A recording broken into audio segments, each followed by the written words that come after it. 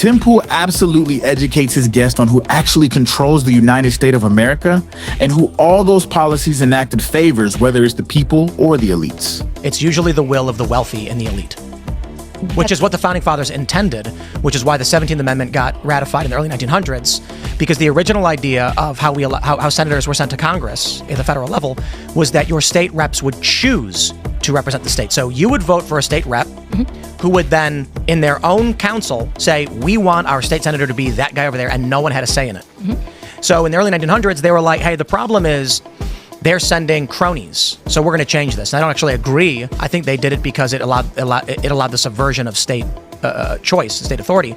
But the general idea among the Founding Fathers was that we needed, quote, better men to decide for the public, not a democracy.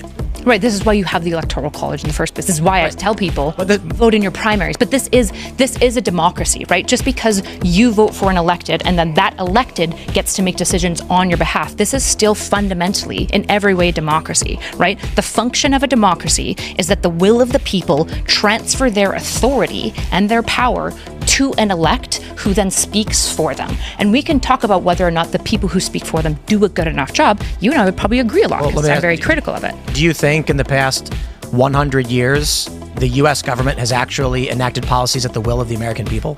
By and large, yes. I think the data shows us that the answer is no, they don't.